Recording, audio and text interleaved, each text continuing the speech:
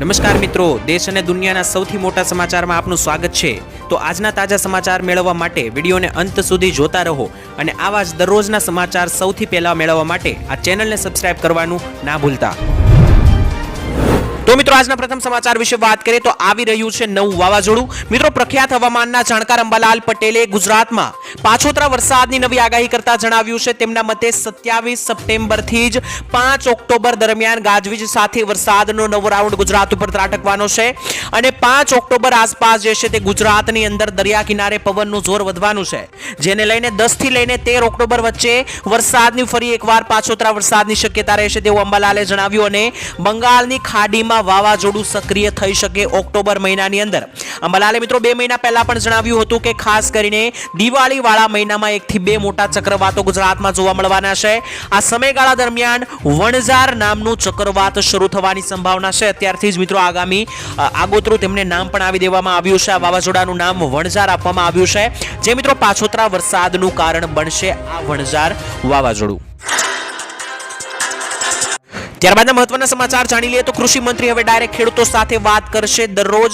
મિત્રો label two land વિશે વાત કરીએ તો વૈજ્ઞાનિકો ખેડૂતો સુધી ઝડપથી માહિતી પહોંચાડે તે માટે હવે આધુનિક એગ્રીકલ્ચર ચોપાલ ઓક્ટોબરથી શરૂ થવા જઈ રહી છે।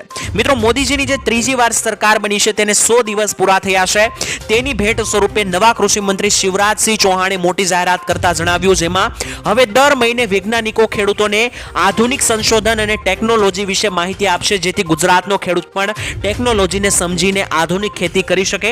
આ પ્રસારણ દૂરદર્શન ઉપર કરવામાં આવશે અને ઓલ ઇન્ડિયા રેડિયો દ્વારા પણ તમે સાંભળી શકશો આ પ્રસારણને। આધુનિક કૃષિ ચોપાલ જે છે તેની માટે મિત્રો પ્રચાર પણ શરૂ કરી દેવામાં આવ્યો છે। કૃષિ મંત્રી શિવરાજ ચૌહાણે ખેડૂતો માટે એક કોલ સેન્ટર પણ શરૂ કરવામાં આવ્યું છે, જેનું મિત્રો તેઓ એવું જણાવી રહ્યા છે કે ખેડૂતોને યોજનાનો લાભ કઈ રીતના મળશે, ખેડૂતો માટે જે પણ યોજના ચાલે છે ગુજરાતમાં, આ દરેક યોજનાઓનો લાભ ખેડૂતો કઈ રીતના લઈ શકશે, યોજનામાં શું શું લાભ મળશે, આ દરેક માહિતી હવે દરેક ખેડૂતોના કાન સુધી પહોંચી શકે તે માટે સરકાર જે છે તે ખેડૂત ચોપાલ શરૂ કરી રહી છે। આ માટે રાજ્યોને પણ તેના માટે સામેલ કરવામાં આવશે અને ખેડૂતો તેમની સમસ્યાઓનો સવાલ જવાબ પણ કરી શકશે અને આધુનિક ખેતી કઈ રીતના કરી શકાય તે માટે પણ ખેડૂતોને તાલીમ આપવામાં આવશે અને નવી સરકાર બનવાના 100 દિવસ પૂરા થયા છે તેની ભેટ સ્વરૂપે શિવરાજસિંહ ચૌહાણે મોટો નિર્ણય લીધો છે અને મિત્રો આ નિર્ણય જે છે તે ખૂબ જ કામનો છે। ભવિષ્યમાં આના માધ્યમથી ખેડૂતો જે છે તે ઘણી બધી નવી વસ્તુ શીખી શકશે અને તેની સીધી અસર ખેડૂતોની આવક ઉપર જોવા મળશે। ત્યારબાદના મહત્વના સમાચાર વિશે મિત્રો વાત કરીએ તો નીતિન ગડકરીની ખરાબ રોડ રસ્તાઓને લઈને મોટી ચેતવણી। મિત્રો અત્યારે તમે રોડ રસ્તાની વિશે વાત કરીએ તો જો તમે બહાર નીકળતા હશો તો તમે એક વસ્તુ જોતા હશો કે ખરાબ રોડ રસ્તાની હાલત અત્યારે વધી ગઈ છે, કારણ કે જે વરસાદ આવ્યો સમગ્ર ચોમાસાને લઈને મિત્રો અત્યારે રસ્તાઓ ખૂબ જ ખરાબ બન્યા છે। તો મિત્રો ભંગાર હાઈવે રસ્તાઓને લઈને કોન્ટ્રાક્ટરોને બ્લેક લિસ્ટ કરવા સુધીનું મિત્રો જે છે તે મિત્રો ચેતવણી આપી છે નીતિન ગડકરીએ। દેશભરમાં મિત્રો અનેક ભાગોમાં અત્યારે રસ્તાઓની ખરાબ ભંગાર હાલત સામે આવતા પરિવહન મંત્રી નીતિનભાઈ ગડકરીએ કોન્ટ્રાક્ટરોને સીધી ચેતવણી આપી દીધી છે। રસ્તાઓનું યોગ્ય મેન્ટેનન્સ ન કરવા બદલ કોન્ટ્રાક્ટર એજન્સીઓને બ્લેક લિસ્ટ કરવા તથા બેંક ડિપોઝિટ જપ્ત કરવાની ચીમકી પણ આપી દેવામાં આવી છે, જેથી હવે કામ જે છે તે ફટાફટ કરવામાં આવશે। તેઓએ મિત્રો કહ્યું કે ખરાબ પ્રદર્શન કરનારા અધિકારીઓ જે છે તેમને બ્લેક લિસ્ટ કરીને હટાવવામાં આવશે। નબળા રસ્તાઓ બનાવનારા કોન્ટ્રાક્ટરોને છોડવામાં નહીં આવે તેવું પણ નીતિન ગડકરીએ જણાવ્યું અને બેંક ગેરંટી જપ્ત પણ કરી આપવામાં આવશે કોન્ટ્રાક્ટરોની જો તેમે આ કામ જે છે તે નબળી રીતે કરશે તો। અને સાથે જ તેમણે જણાવ્યું કે એક્સપ્રેસ વેની ખરાબ હાલત જોઈને તેઓ વિકર્યા અને આ રસ્તાઓની યોગ્ય જાળવણી થવી જોઈએ અને અન્યથા મિત્રો જો આ જાળવણી કરવામાં નહીં આવે તો તેને લઈને કડક પગલાં લેવામાં આવશે તેવી ચેતવણી જાહેર કરી દેવામાં આવી છે। તો હવે ટૂંક સમયમાં જ આ રોડ રસ્તાઓનું કામ જે છે તે મિત્રો ફટાફટ હાથ ધરવામાં આવશે। ત્યારબાદના મહત્વના સમાચાર જાણી લે તો મિત્રો હમણાં તમે એક વસ્તુ જોતા હશો કે દરેક સમાચાર ચેનલ ઉપર ટ્રાફિક નિયમો વધારે જણાવવામાં આવતા હોય છે। તો અત્યારે મિત્રો ટ્રાફિક નિયમમાં મોટા ફેરફાર થયા જાણવા મળ્યા છે, તેની વિશે હું તમને ટૂંકમાં સમજાવી દઉં તો મિત્રો અત્યારે રાજ્યમાં ટ્રાફિકની સમસ્યા ખૂબ જ વધતી જાય છે અને આનું નિવારણ લાવવા માટે ટ્રાફિકની સમસ્યાના નિવારણ માટે ગુજરાત સરકારે નવી પહેલ શરૂ કરી છે, જેની માટે મિત્રો એક હેલ્પલાઇન નંબર જાહેર કરી દેવામાં આવ્યો છે। તે નંબર છે 180023231122।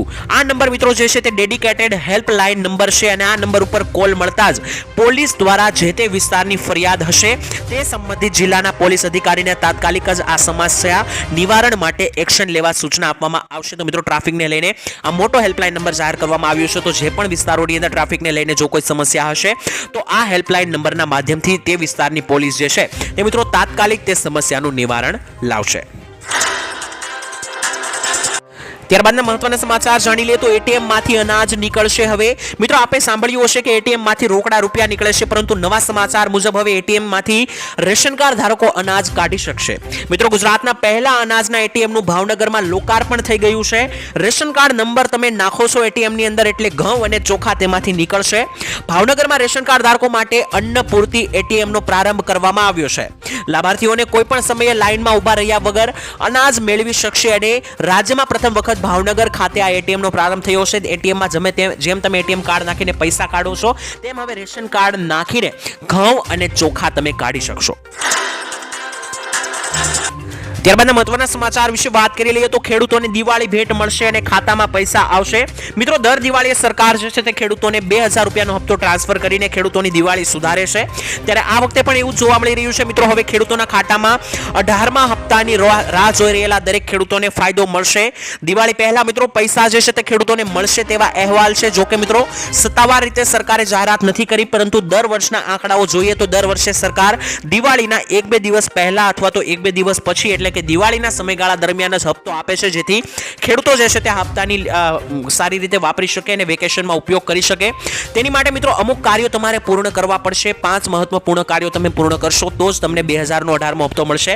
પહેલું કાર્ય છે મિત્રો તમારું બેંક ખાતું આધાર કાર્ડ સાથે લિંક હોવું જોઈએ. તો જો ના હોય તો કરી લેજો.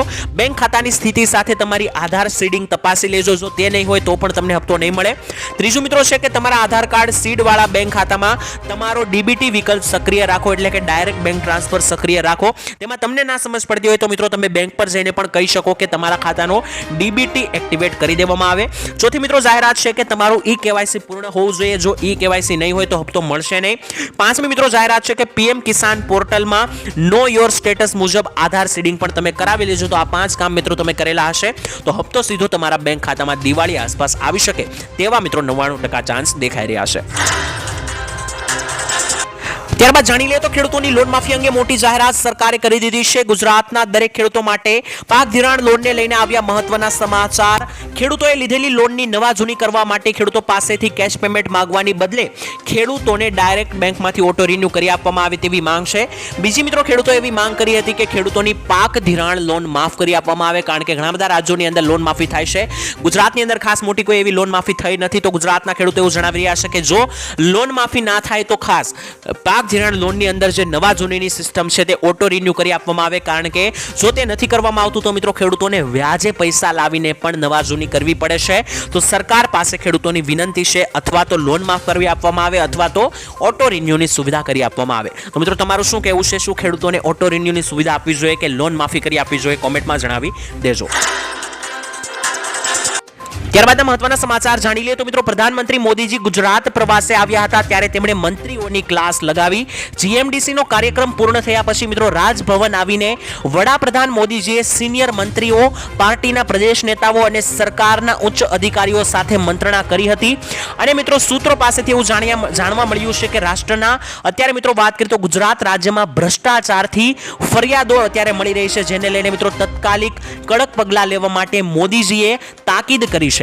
પૂરના અસરગ્રસ્ત લોકોને પણ મિત્રો સહાય રાહત સમાચાર મિત્રો જલ્દી જ મળી શકે અને સર્વે પૂરો કરીને ફરી એકવાર સહાય આપી શકે સરકાર, તેવી પણ ફટાફટ આ કાર્યવિધિ પૂરી કરવામાં આવે તેવી મોદીજીએ અનુસૂચના આપી છે. અને મોદીજીએ જણાવ્યું કે ભ્રષ્ટાચારની ફરિયાદો જે છે તેમને લઈને કડક પગલાં લેવામાં આવે ગુજરાતની અંદર. સાથે જ આ વર્ષે ગુજરાતમાં ભારે વરસાદ નોંધાયો, જેને લઈને પૂર અસરગ્રસ્ત શહેરો જેટલા પણ છે ત્યાં મિત્રો વહેલો સર્વે પૂરો કરીને રોકડ સહાય આપવામાં આવે. આ બધી જ સુવિધાઓ જે છે તે મિત્રો વહેલી તકે પૂરી કરવામાં આવે તેવું મિત્રો મોદીજીએ જે છે તે મંત્રીઓને ક્લાસ લગાવી. ત્યારબાદ જોઈ લે તો શિયાળાની આગાહી સામે આવી. અંબાલાલ પટેલે શિયાળાની તારીખો જાહેર કરી દીધી છે. હવામાનના જાણકાર અંબાલાલ પટેલે ફરી એકવાર ઘાતક આગાહી કરતા જણાવ્યું, તેમણે જણાવ્યું કે હવે આ વર્ષે હાડ થીજવતી ઠંડી પડશે.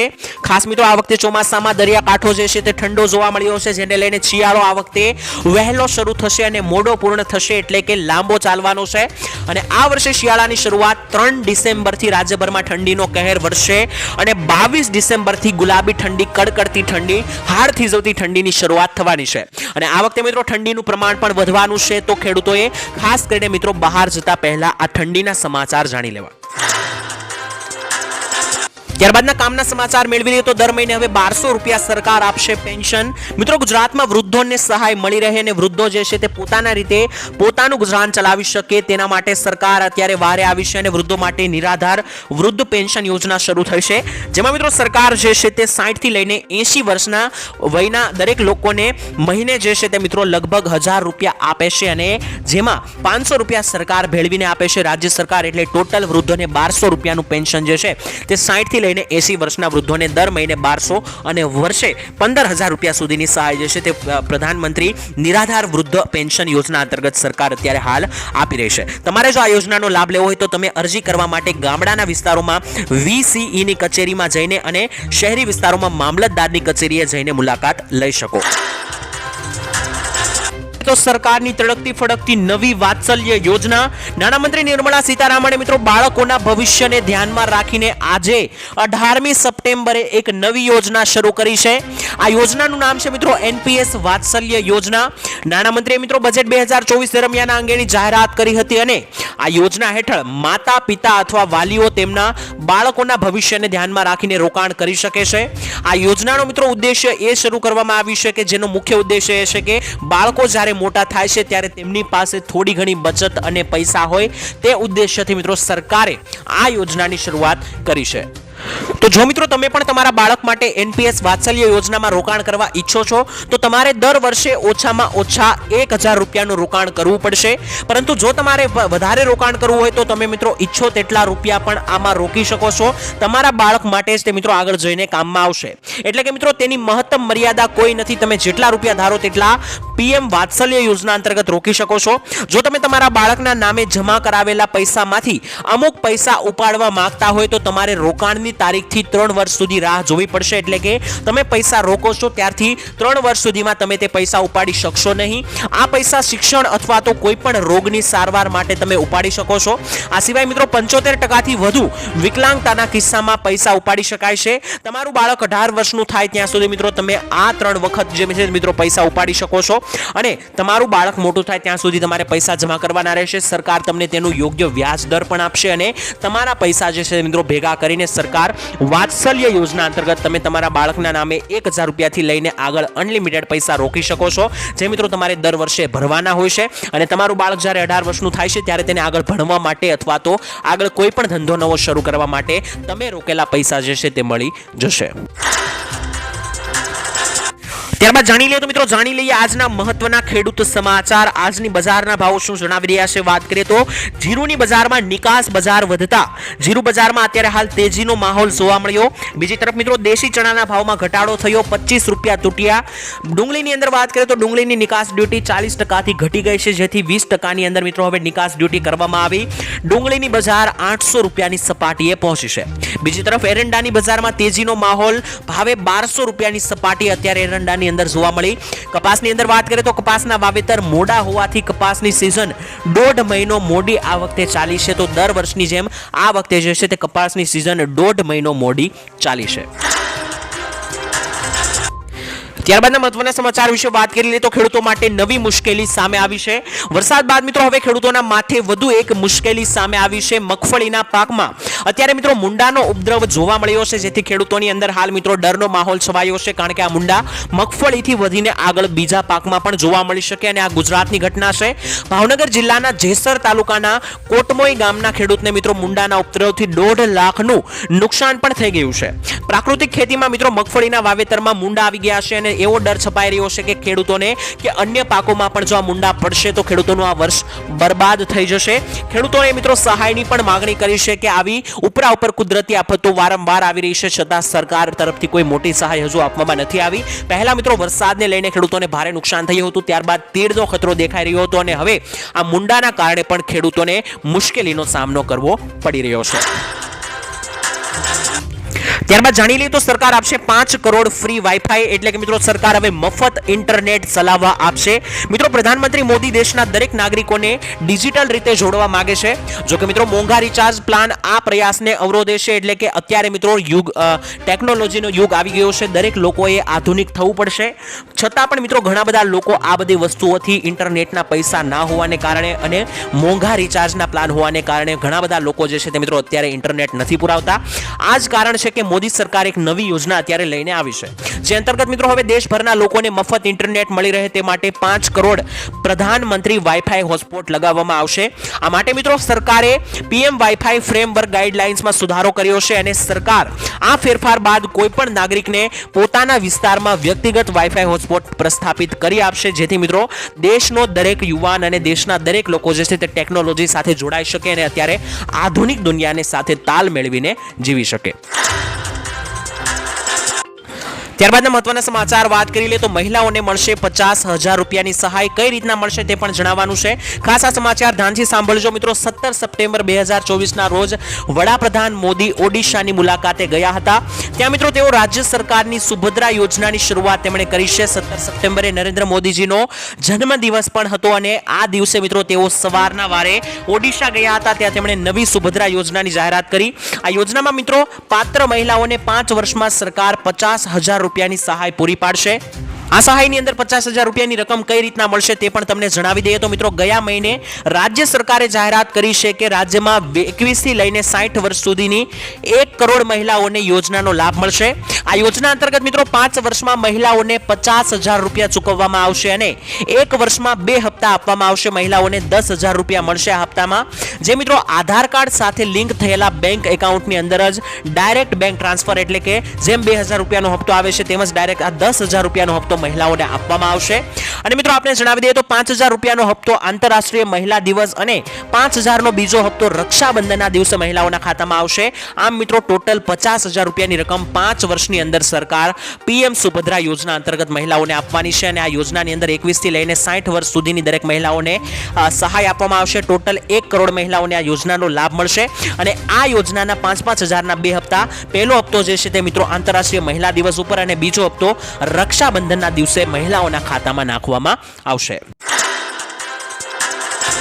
ત્યારબાદના મહત્વના સમાચાર જાણી લઈએ તો મુદ્રા યોજનાના નામે તમે છેતરાઈ ન જતા. મિત્રો પ્રધાનમંત્રી મુદ્રા યોજના એક યોજના છે જેની અંદર સરકાર જે છે તે 10 લાખ રૂપિયા સુધીની સહાય જે છે તે નવો ધંધો શરૂ કરવા માટે આપે છે, પરંતુ કેટલાક કરગઠિયાઓ મિત્રો આ યોજનાના નામે પૈસા પડાવી રહ્યા છે. તમને સમજાવી દઈએ તો ભારત સરકારની લોન યોજના પીએમ મુદ્રા યોજનાના નામે અત્યારે મોટી છેતરપિંડી હાથમાં આવી છે.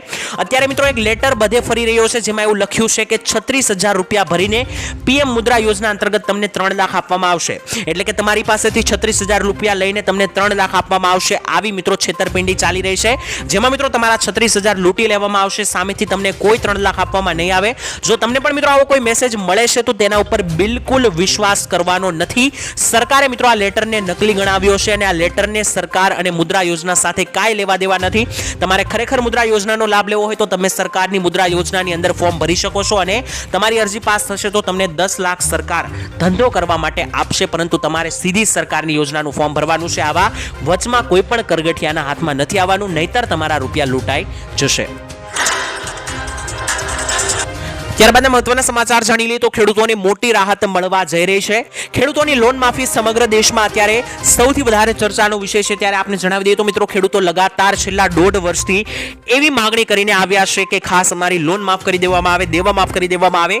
જો કે મિત્રો ખેડૂતોની આ માંગણી સ્વીકારવામાં પણ આવી છે. 3 થી 4 એવા રાજ્યો છે કે જેમણે આ વર્ષે જ ખેડૂતોની 2 લાખની લોન માફ કરી છે. આંકડાઓ વિશે વાત કરીએ તો ખેડૂતોની લોન માફીને લઈને તેલંગાણાની સરકારે ખેડૂતોની 2 લાખ રૂપિયા સુધીની લોન માફ કરી છે. તેમણે મિત્રો કહ્યું છે કે 11 ડિસેમ્બર 2018 થી લઈને 9 ડિસેમ્બર 2023 વચ્ચે જેટલી પણ લોન ખેડૂતોએ લીધી છે તો તેવા ખેડૂતો માટે 2 લાખ રૂપિયા સુધીની રાહત મળશે અને આ લોન મિત્રો માફી જે છે તે તેલંગાણાની સાથે ઝારખંડમાં પણ કરવામાં આવી હતી અને હરિયાણાની સરકારે પણ કેટલીક અંશે મિત્રો એવી વાત કરી દીધી છે લોન માફીને લઈને.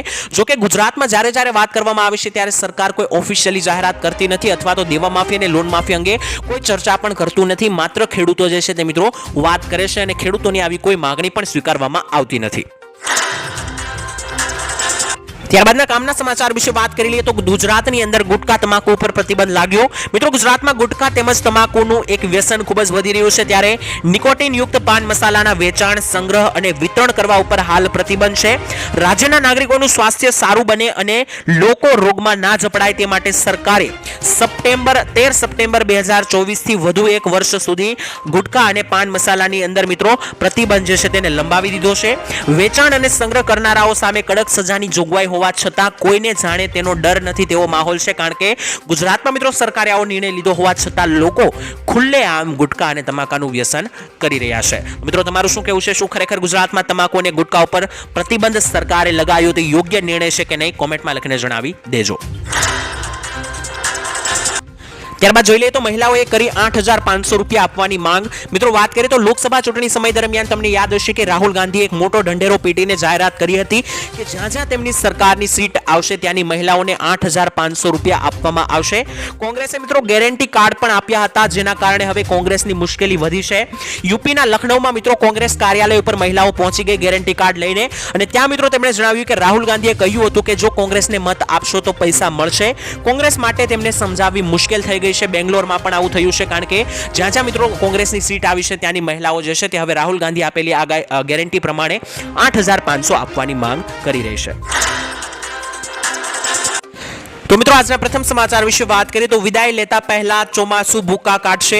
રાજ્યભરમાં મિત્રો હાલ મેઘરાજાએ વિરામ લીધો છે અને ગુજરાતમાં ઘણા બધા દિવસોથી ચોમાસું શાંત પડ્યું છે પરંતુ ગુજરાતમાંથી ચોમાસાની વિદાય હજુ થયું નથી કારણ કે હવામાનના જાણકાર પરેશભાઈ ગોસ્વામીએ રાજ્યમાં વરસાદના વધુ એક રાઉન્ડની શક્યતાઓ દર્શાવી છે. તેમણે મિત્રો આગાહી કરતા જણાવ્યું છે કે સપ્ટેમ્બરના છેલ્લા અઠવાડિયામાં વરસાદ પડી શકે છે અને 25 થી લઈને 30 સપ્ટેમ્બરની વચ્ચે ગુજરાતમાં વરસાદ ભૂકા કાઢશે. આગામી 4 થી 5 દિવસ દરમિયાન પણ રાજ્યના વિવિધ વિસ્તારોમાં વરસાદની શક્યતાઓ રહેલી છે.